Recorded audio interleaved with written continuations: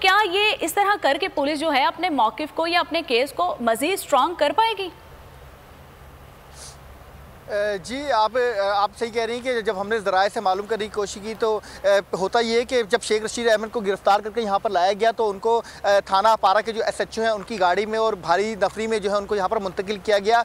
लेकिन कुछ ही देर के बाद, आधे घंटे के बाद उनकी गाड़ियों को जो है उनकी दो बुलेट प्रूफ गाड़ियाँ हैं उनको भी थाने मुंतकिल कर दिया गया। जब हमने थाने के अंदर जाने की कोशिश की और जो पुलिस वालों ने, एहलकारों ने जो है मीडिया के नुमाइंदों हमें जो है थाने से बाहर निकाले, उन्होंने यही कहा कि हमारी आपसे कोई बात नहीं, लेकिन हमें ऊपर से ऑर्डर आया कि किसी भी शख्स को थाने के अंदर ना आने दिया जाए और किसी किस्म की मालूमात ना दी जाए, मालूमात की सही फराहम ना की जाए। लेकिन जब हमने अपने ज़राए से जानने की कोशिश की तो उनका यही कहना था कि हमें ऊपर से अहकामात आए हैं, अभी और मज़ीद मुकदमात दर्ज करने हैं। और कहा यह जा रहा है कि उनके ऊपर जो है गाड़ी में शराब की बोतलें बरामदी का केस भी जो है डाला जाएगा। ज़राए का ये भी कहना है कि उनके ऊपर नाजायज़ असला रखने का जो है मुकदमा भी शायद दर्ज किया जाएगा। उसके अलावा शराब नोशी का भी ये मुकदमा जो है दर्ज किया जाएगा। शायद अब से कुछ देर के बाद उनको जो है किसी अस्पताल भी मुंतकिल किया जाए कि उनका मेडिकल मुआयना किया जाए और जो बोगस रिपोर्ट दर्ज की जाए। उनका यही कहना था कि इस सारे किरदार में शेख रशीद ने जब बोल न्यूज़ से बात की तो उनका यही कहना था कि वज़ीर दाखिला राना सनाउल्लाह जो है सारे